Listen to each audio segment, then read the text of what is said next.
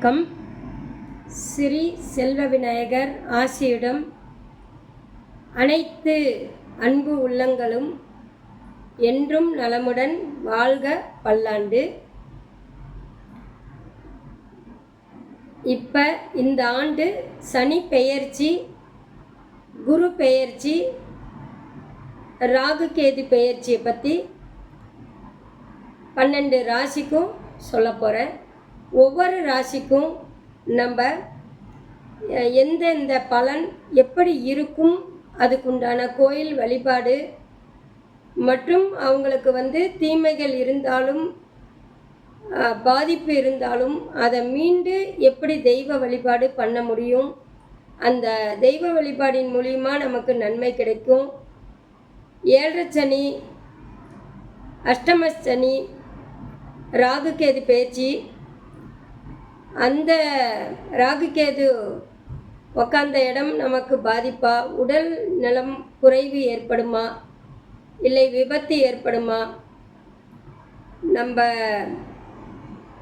Court case பிரச்சனைகள் வருமா, இல்லை இருக்கக்கூடியதை தீருமா, உடல் உபாதையெல்லாம் எச்சரிக்கையாக இருக்கவும், ஆபத்து இருக்கக்கூடியதை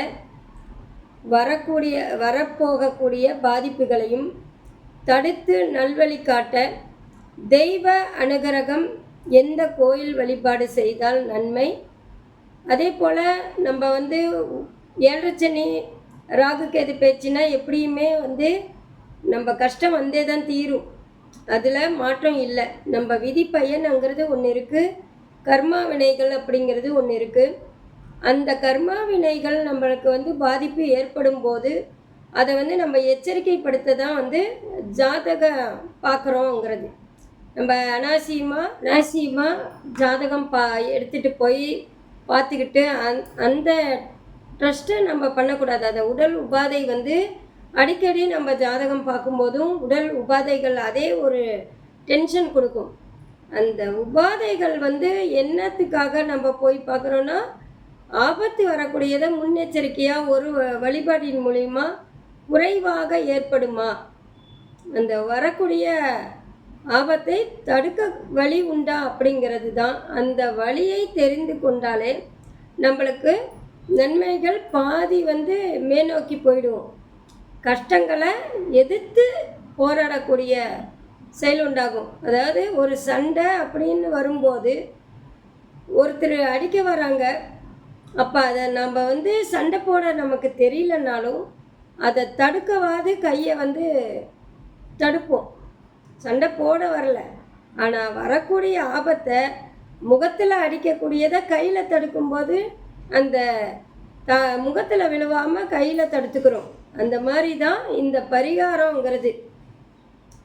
7 சனியோ, ராகு கேது பயிற்சியோ, ராகு திசையோ, சனி திசையோ, கேது திசையோ, இந்த மாதிரி உடல் உபாதை வர்றவங்களுக்கு அந்த ஆபத்தை தடுக்கக்கூடிய பரிகாரம் தான். இப்போ ஜாதகம் பார்த்துட்டாவே உடனே கிளியர் ஆகிடுமா அப்படிங்கிற கேள்வியெல்லாம் நம்ம மக்கள் எத்தனையோ பேருக்கு கேள்வி இருக்குது. இதை பார்த்துட்டா தீருமா, வர்றது தான் போகும், அதை தடுக்க முடியாது அப்படின்னெல்லாம் சொல்லுவாங்க. சிலர் நம்பி கோயில் வழிபாடு பண்ணுவாங்க, சிலர் அதை எடுத்துக்க மாட்டாங்க, வர்றது வரட்டும் அப்படின்ட்டு. ஆனால் அதுக்கு நம்ம சாமி இருக்குன்னு சொல்கிறவங்க சாமி, சாமி இல்லைன்னு சொல்கிறவங்களுக்கு அதுக்கு நம்ம புரிய வைக்க முடியாது. எல்லாத்துக்குமே நம்ம புரிய வைக்க முடியாது. ஆனால் ஆபத்து தடுக்கக்கூடியதை அதை கேட்பவர்கள் கேட்குறவங்க அந்த தெய்வ வழிபாடு செய்கிறது பரவாயில்ல. நம்ம அணை கட்டி நிறுத்துறது தான் ஒழிய மற்றபடி எதுவும் ஆபத்து வராது அப்படின்னு இல்லை. வரதை தடுக்கக்கூடிய செயல்தான் இந்த தெய்வ ஜாதகம் பார்த்து தெய்வ வழிபாடு செய்யக்கூடியது. அப்படி ஒவ்வொரு ராசிக்கும் அந்த ஆபத்து வரக்கூடியதை தடுக்கக்கூடியது. ஒவ்வொரு ராசியையும் 12 ராசிக்கு உண்டான சனி பெயர்ச்சி, ராகு கேது பெயர்ச்சி, குரு பெயர்ச்சியை பற்றி ஒவ்வொரு ராசிக்கும் நான் போட போகிறேன். அனைத்து அன்பு உள்ளங்களும் தெரிஞ்சுக்குங்க. தெரிஞ்சு அதுக்குண்டான வழிபாடு நீங்கள் கோயில் சென்று வந்தால் நம்மளுக்கு ஆபத்து குறையும். அதே சமயம் விரயச்செலவு இப்படின்னு வரவங்களுக்கு அதை சுக விரயமாக மாற்றக்கூடியது இறைவனோட செயல். இறைவன் நம்ம நாடி போனாதான் அந்த ஆபத்தை நம்ம தடுக்க முடியும்.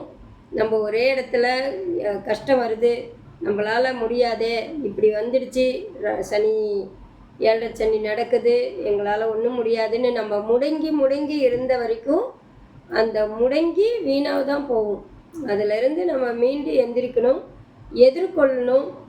அதே சமயம் சனி பகவான் அப்படிங்கிறது நம்மளுக்கு நல்வழி காட்டுவார். ராகு கேதுங்கிறது நம்ம உடலை ஆரோக்கியமாக வைத்து கொள்ள உடல் உபாதை கொடுத்து தெளிவுபடுத்துவார். ஏன்னா ராகு கேதுன்னாவே நரம்பு சம்மந்தப்பட்ட பிரச்சனைகள், தோல் சம்மந்தப்பட்ட பிரச்சனைகள் வரும். அதை